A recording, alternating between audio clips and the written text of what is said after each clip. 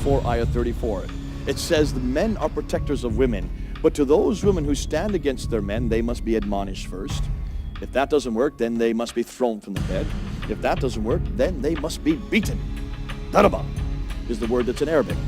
Now, I remember doing a debate with Dr. Azam Tamimi at Cambridge University. I referred to this debate earlier in another one of my talks. And in that debate, this verse came up, and I asked him, can you exegete this verse for me?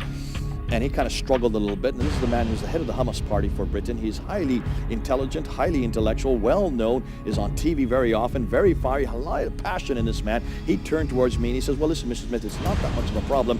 Basically, what we're saying here is that this is the last of 3. So there's 2 other things you do first. You first admonish her. If that doesn't work, naughty, naughty, don't do it again. If that doesn't work, only then do you throw her from the bed. And so if that doesn't work, only then do you beat her.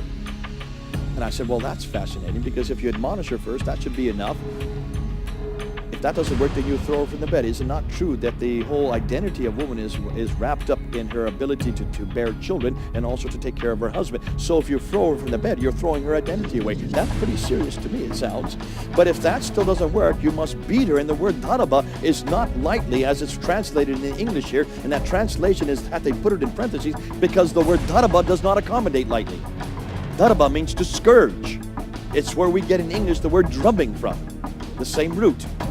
You are to daraba your wife, scourge her. And then he turned towards me and says, yes, you're right. But Mr. Smith, listen, I know many women that love to be beaten. Now, you don't say that at Cambridge Union. You don't say that in England at all. You do not say that in the West. And there was a gasp in the audience when he made that claim. And that's exactly the problem.